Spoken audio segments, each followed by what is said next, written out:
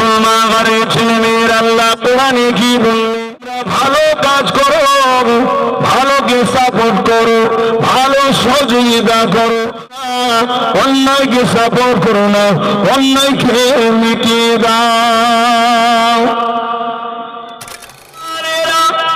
আল্লাহ পাকের হুকুমে তো অন্যায়কে মিটিয়ে দিতে হবে। ক্ষমতা যদি থাকে হাত দিয়ে অন্যায়কে মিটাও, ক্ষমতা যদি তোমার হাতে না থাকে তাহলে ওই ক্ষমতা দখলের জন্য চেষ্টা করা, কেননা হাত দিয়ে মিটানো এটা হলো এক ক্যাটাগরি। দ্বিতীয় নম্বর হলো মুখ দিয়ে প্রতিবাদ করে বন্ধ করো। যদি মুখ দিয়ে প্রতিবাদ করতে না পারো ক্ষমতা দখল করতে হবে, কেননা এটা দ্বিতীয় নম্বর ক্যাটাগরি ইমান। 3 নম্বর হলো অন্যায়কে ঘৃণা করে দূরে সরে যাও, অন্যায়কে দূরে সরে যাও, তার থেকে শুনে রেখে দেবে ইমানটা হলো বড় দুর্বল। আল্লাহ নবী বললেন ইমানটা হলো বড় দুর্বল। বুঝাবার জন্য পাতাতে পানি দেবেন, কচু পাতায় পানি দেবে, দেখবেন পানিটা টলমল করছে না, কখন এইদিকে পড়ে যাওয়ার জন্য যাচ্ছে ওইদিকে। এই লাস্ট নম্বর ইমানটা হলো দুর্বল, কিন্তু তারপরও আছে ইমান। কিন্তু ইমানটা কখন যে বেরিয়ে, এই জন্য উচিত হবে কমসে কম মুখে প্রতিবাদের জায়গাটা তো তৈরি করা।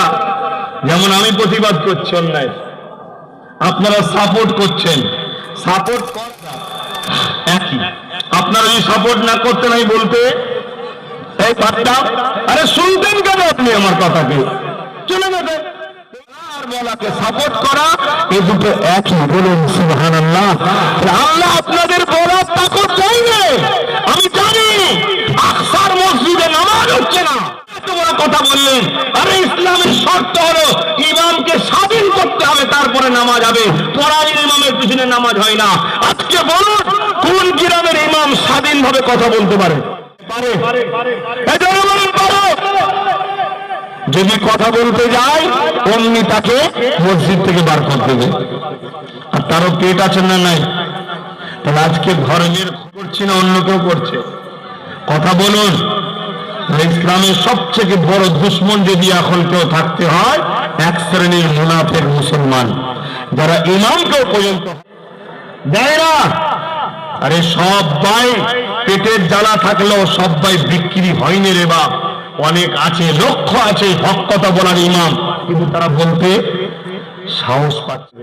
শুধু বার করলো আলাদা কথা ছিল, বেউজুদি করবে একটা আলেম মানুষ, একদিন হাফেজে কোরআন, সেও তো ভাবছে আমার একটা ইজ্জত আছে, তখন সে বেচারি খামোশ হয়ে যাচ্ছে। তাই প্রত্যেকটা গ্রামে ইউনিয়ন তৈরি করা, কমিটি তৈরি করা, মসজিদ করো বাবার ঘর নয় আল্লাহর ঘর। আর মসজিদের যে ইমাম সে কার হুকুম মানবে না, একমাত্র হুকুম মানবে আল্লাহ।